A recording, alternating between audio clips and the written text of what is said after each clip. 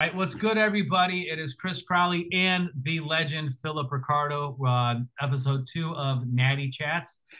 Today, we're going to discuss, the recap of the last Natural Mr. Olympia and also um, Philip Ricardo retiring from the sport, but I'm assuming not going to discontinue bodybuilding as a lifestyle because that would be quite a waste.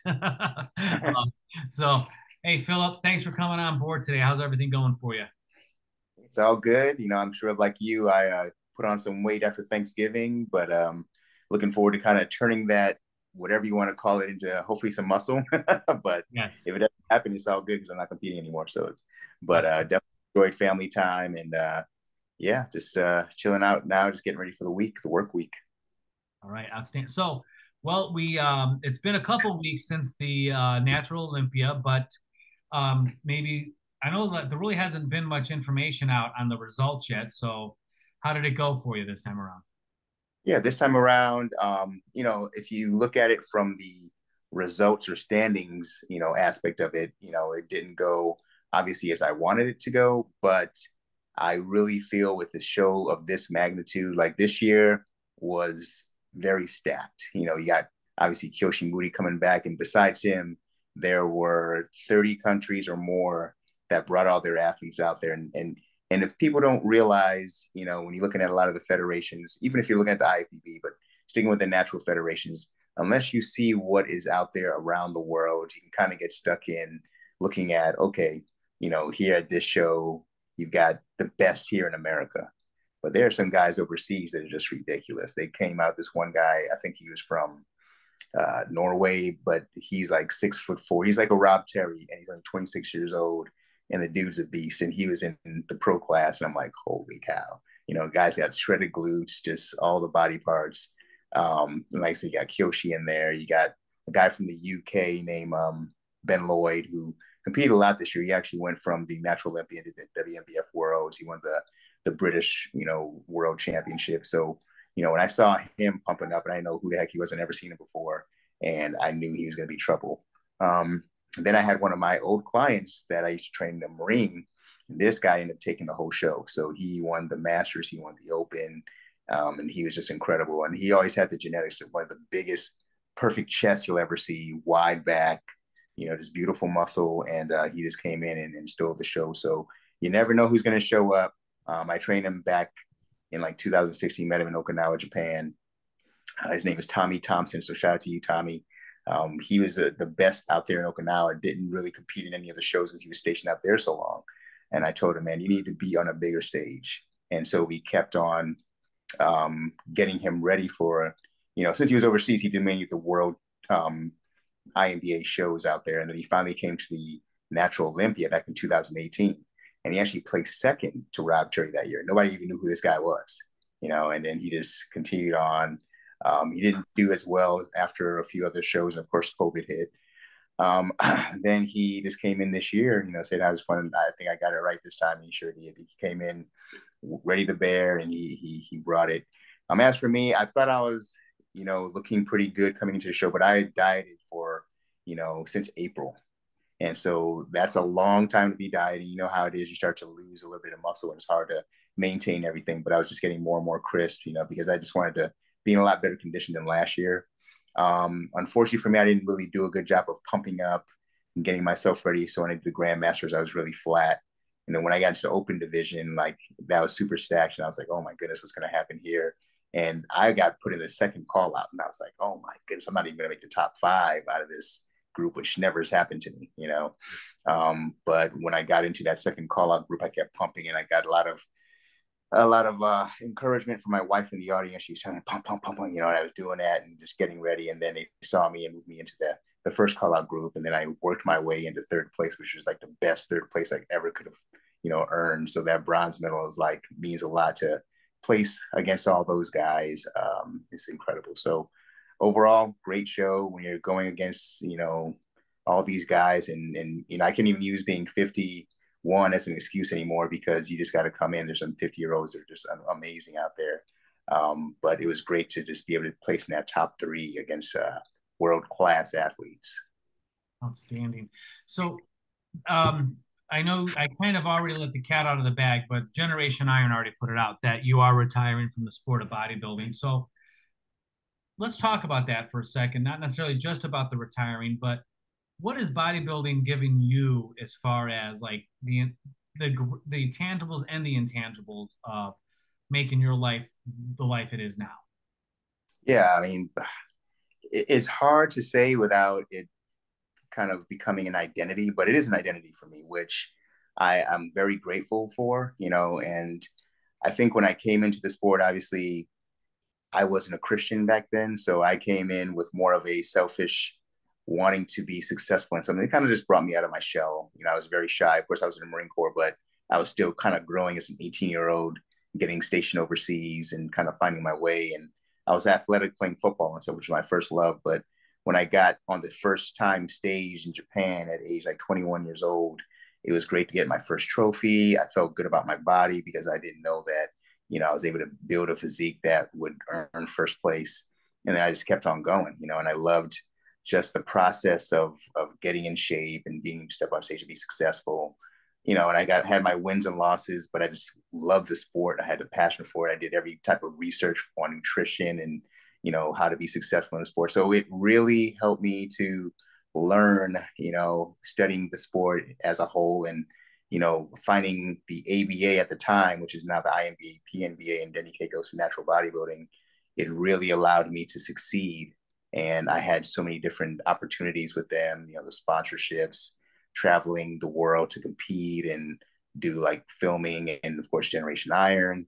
Um, Believe it or not, I probably shouldn't let something out of bag. Something huge is going to come up very shortly, probably in a month or so for me. That's going to be like the icing on the cake. But I cannot imagine that I would have been able to accomplish all I've accomplished, not even just in the IMBA, PMBA, but just multiple federations. For me, I wanted to see if I'm really going to be one of the top guys. I wanted to test myself.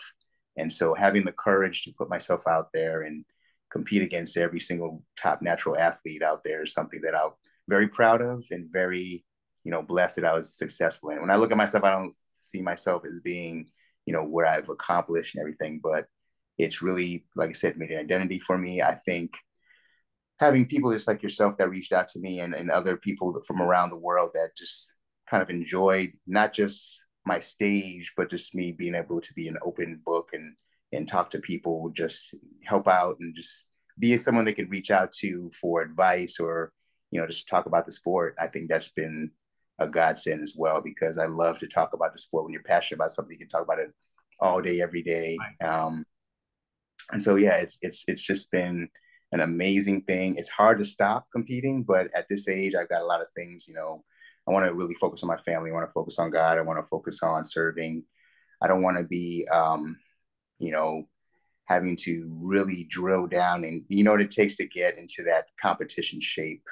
It takes a lot, and that focus is too much for me to really do and still be able to enjoy the rest of what life has to offer, and also injuries and things like that. So I'm very happy and content with what my career has been.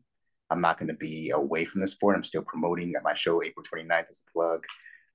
I've got plans because the great thing about the international presence of the sport, I've met so many people. We got Natty and Paula Scopinaro from Argentina. They have a show in Argentina. They want me and my wife to come out there and be a part of that. The Mexico team wants me to go out there for that as well. There's so many ways that we can travel and still be part, whether it's a judge, guest posing. So I'm still going to be involved. Hopefully my wife will compete one day. We do mixed pairs. So even though I'm retired, it's more like retired from me competing at this high level against, the guys I went up against a few weeks ago. The door will be open for maybe stepping on a stage, but not at the magnitude that I have been. So, All right, that's great. So I know you said about not being a Christian back when you first got into bodybuilding. Did anything in the whole? I know for me, I was already a practicing Christian when I started the bodybuilding process, but I like really as I got because well, for those who don't know, I was never had a bodybuilding caliber type body for a long time in my life. I was extremely overweight. Even in the Marine Corps, I was an air winger, so I had the air winger back then too. So it took me when I got thin and everything and just enjoying the beauty of life. That's when my relationship with God got even that much deeper. I don't know how to explain it, but for you, did when, becoming a Christian and also a bodybuilder, did the physical attributes, did it touch you? Did it help you in a spiritual matter too? I would say the physical aspects really didn't help me in a spiritual manner, but I feel that when I started training, especially now when I do my cardio, I love to actually read scripture and podcasts and things like that because I feel like one, I'm in tune with my own time, my alone time with God, and at the same time, I'm working on my health. And I really found that while I'm doing that, for some reason, I'm more focused because, as we know, the world is just so like there's so many distractions. And I know for you, the same way, like we've talked about, it's like the gym and training is like so therapeutic for us. And I think that's what keeps us going. We don't want to put anything that's going to poison our bodies or deter us from the progress that we're trying to make. So in that sense, that's also kind of a spiritual, you know, feeling as well, because you're kind of in tune with your body. You want to use it as your temple. But at the same time, I really struggled with, the pride and the selfishness because I don't want to use my body and for people to think, oh, these guys that are, competing and all about their bodies and diets and stuff, they're just meatheads, they're self-centered, egotistical. And so I felt like the more I got closer to God, I wanted to be kind of a model, like Jesus. We're not Jesus, obviously, but just trying to be the same kind of light and follow his mentorship and his model that he puts out for us, and kind of just be different. People look at me one way, I want to prove them wrong by saying, "No, I'm just a regular dude," which I am, and I make mistakes. I got weaknesses. This is just something that I'm good at. I have a gift at it, and I'm blessed by it. There's people that have music, that people have art, there's people that are computer smart. There's so many other gifts that everyone has. Nothing, my gift is no different or better than what someone else has. And so I think in that respect, that's how I kind of treat the sport. Okay.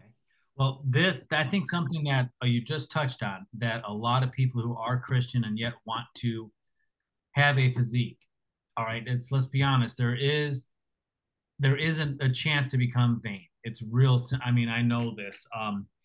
This is I'm putting my heart out there right now. Going from a guy who was 44-inch waist, 250, 260 pounds, to a guy that 160, 175, wearing my children's clothes. Okay. And yeah, people notice those physical differences, and it's easy to let it go to your head. Um, and then it's also very easy to allow the attraction of the opposite sex get to your head too. So, what would you give to that guy that's wanting to be a bodybuilder, yet make sure that he keeps his Christian faith in check?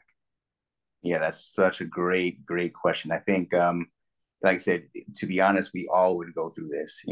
My wife, I always try to make sure that she is comfortable with everything I'm doing. And I've had failed relationships. My wife, I was just divorced in 2017, 19 timeframe, and the bodybuilding world, because of the fact that there's the opposite sex, there's pictures you're taking, you putting your stuff on Instagram or Facebook, and then next someone else with a bikini is coming up too. And it's obviously tough when you're in shape not to look at a female who's also in shape, and the kind of similarities that you might have. But at the end of the day, when we're in competition shape, this includes women, like there's a difference. Off season, I'm like a normal person, right? And same thing with the women. They struggle with getting into that shape. They struggle with, getting into that perfect bikini ideal look, right? And when you talk to all the athletes, we're all struggling. We all have some insecurities. I talked to a whole bunch of other friends of mine that have been in the sport for a long time, and we talk about that same thing, how insecure a lot of us probably have something inside of us that is insecure in some way, or we were insecure back in the day. We've struggled with, body image. We've struggled with addictions, maybe addiction to the gym, food addictions, whatever it is. So at the end of the day, I think the one thing that you can realize is you might see a guy or a girl who looks a certain way. They might have the ideal look, right? But it's what's inside them. Everyone's going to be different. You might have the perfect supposed looking girl that's hitting on you, but it's definitely not worth you ruining your relationship with your spouse. It's definitely not looking and thinking that the grass is greener on the other side, because they can have some really crazy messed up stuff inside them just because they're, just because the book cover looks good, the inside might have, garbage in it. So you just have to be careful with that. It's not worth it. I've been there, done that, and it's definitely a lot of issues can occur from that. So just, if you have to look and turn to the Bible and know that you're supposed to, keep that woman of your youth, in your life and not stray from her. You're one flesh when you get married. Keep that one flesh, because there's a reason why God made that one union the way it is. So don't stray from it. Amen. Amen. I've been married 27 years. I'm not about to lose my wife over some 5 minute floozy that I'm never going to see again. Just she There puts up you with go. all of my antics and all my little midlife crises. The least I could do is, you know, uh, not go straying. So that's kind of how that goes. Um, so you mentioned you're retiring. Could you maybe give some of the what have been some of the highlights? I mean, I'm sure there's been a lot of really great moments. But what would you say like your top 5 moments of bodybuilding have been for Wow, I'd say that's tough. I was actually just writing an article or just a questionnaire for Michael Wittig. He's a men's physique guy, and he's like you? asking the same similar questions. I've been doing this ever since the show, but rather look at the top five, I guess I could say the one thing after 10 years in the sport, like I was, started in 1992, and I was always battling. I did a lot of NPC shows, and I was always like top five. And it's hard, I'm drug free, trying to compete with these other guys, and think I can turn pro, right? And then I finally found the ABA, IMBA, had my first victories with them, and I was trying to turn pro with them, and it was just tough. I was always like this close. Finally, in 2003, thinking like, nothing's going to be any different, I won the Natural Universe Amateur. And then that same day, with some of the shows with the INBA, PNBA, you can compete as an amateur at the bigger shows and then compete again at the pro. So I won the amateur overall, and then I went into the pro class thing, and I'm just happy to be a pro. And Denny Keikos at the time was like, "Hey, I'm going to give out cash for the first place winner." I'm like, "Okay," and I didn't think I had a chance. I'm competing a guy. I think he was like the reigning natural Mr. Olympia, and a guy who's like the Canadian champion, and I ended up winning the pro class. So like all in one, day, I won like everything. And I was like, holy cow, 10 years, actually 11 years in the making of the trial and error. I finally turned pro and get my first pro win. And from then on, I just continued to have success. I think that was kind of like the big barrier, groundbreaking thing to finally like be a professional bodybuilder. Um, that's one big moment. I think another big moment was going against, the great Doug Miller, right? And so Doug Miller, everyone knows who he is. Arguably the best natural bodybuilder out there. He hasn't competed often, but if he did, he's incredible. Much respect to him. And so to step on stage with him, he was young at the time, so I'll have that as a disclaimer. But we competed the very first Yorton Cup, which is one of the biggest, world championship shows in 2007. And at that time, a lot of things were going on in my life, and I didn't even think I would have a chance to beat someone like him. And then also Kareem Petaway. Both those guys were like incredible top OCB competitors at the time, pros. So in that class, I think it was like 20 great pros out there, and I ended up beating those guys. I came in the best shape I ever came into, just like leanest I could ever come in, and I was able to take out Doug Miller and Kareem, and that kind of put me on the map as one of the top guys. That's when kind of before the internet really blew up. So, but I'd see guys like Lane Norton, and everyone had the little forums and stuff, and mentioned who the top guys were. And for me to be mentioned, it was like, wow. And of course, this is before being a Christian, so my head was blowing up. I was like, I was really getting happy about that. And that year in 2007, I ended up winning the Yorton Cup, the Natural Universe, Natural Olympia. So like winning all the big pro shows there, I felt like I had arrived. Then in 2010, I went up against Kyoshi Moody. And then the first time I beat him on an IFPA Pro USA stage, I was like, holy cow, I'm right. Man, I'm beating everybody. Cleveland Thomas, him, Moji Alua. And then I kind of got burnt out at the end of the year, and then Kyoshi kicked my butt in the 2010 Natural Olympia.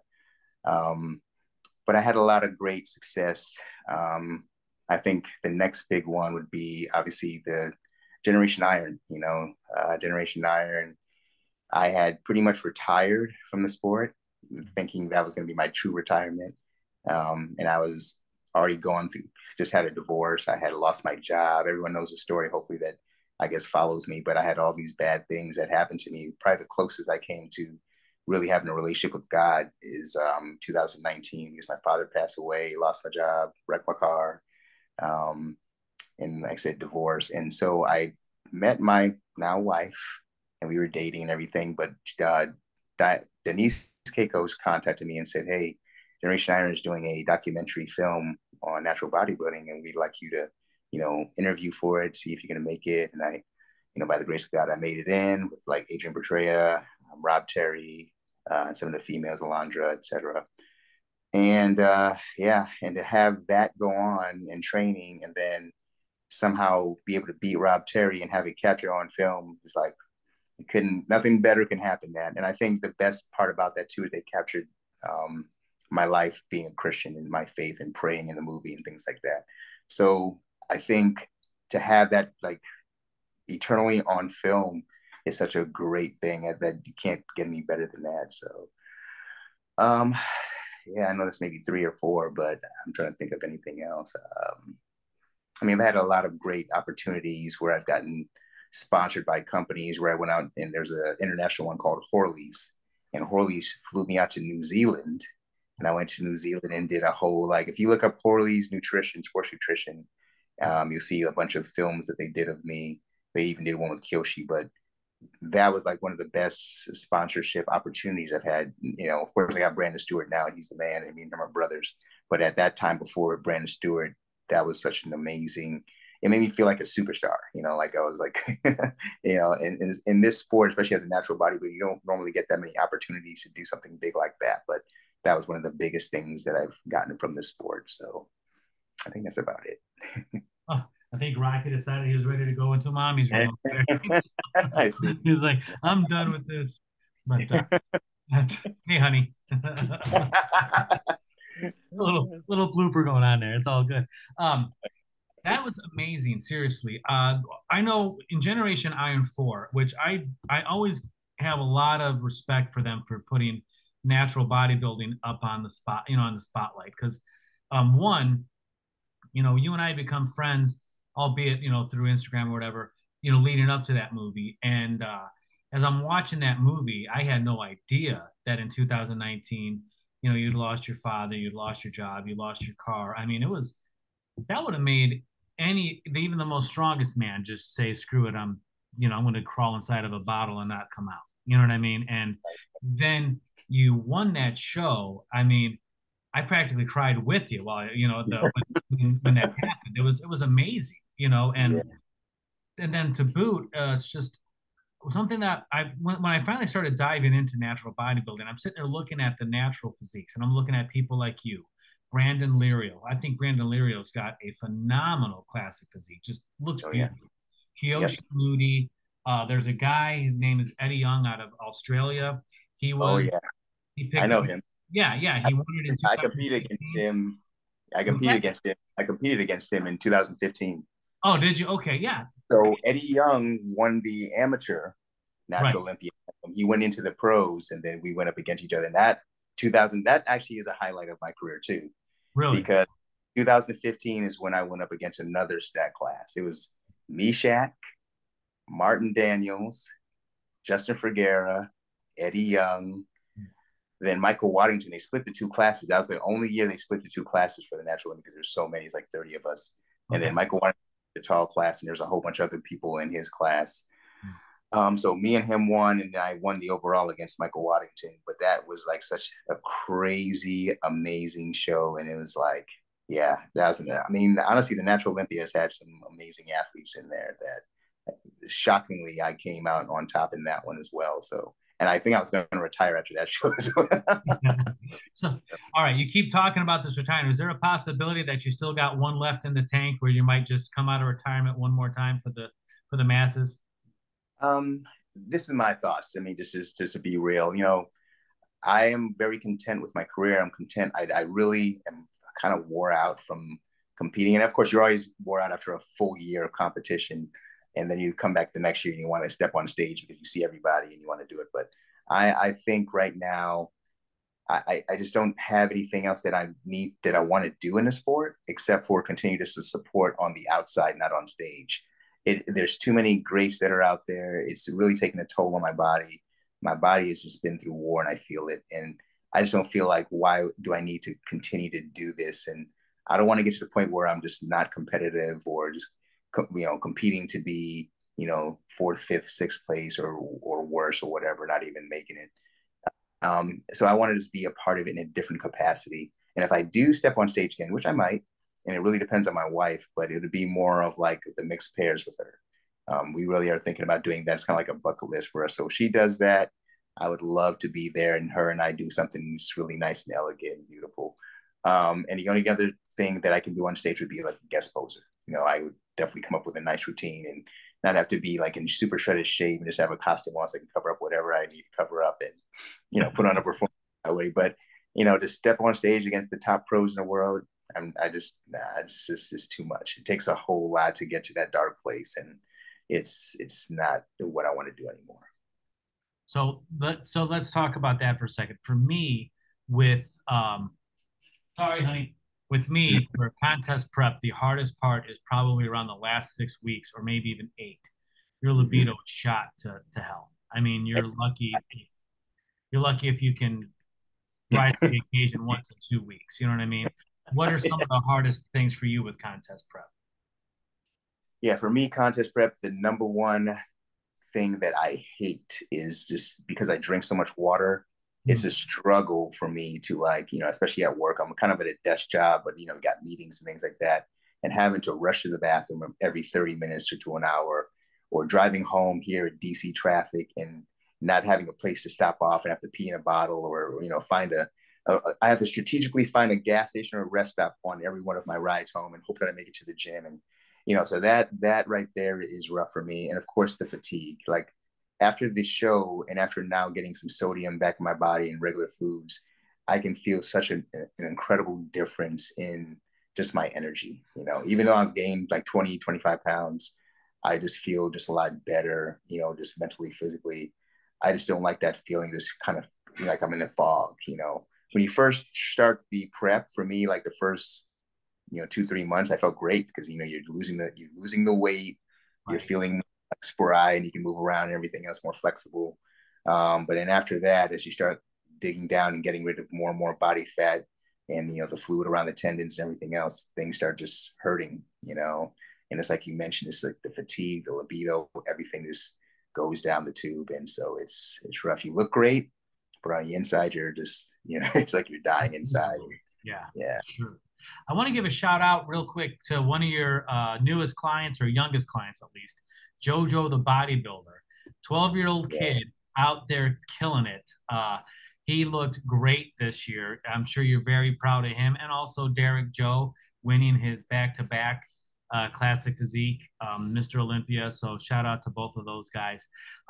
So now that you're going to be retired from the sport as far as a participant, you're going to be in the promotion business.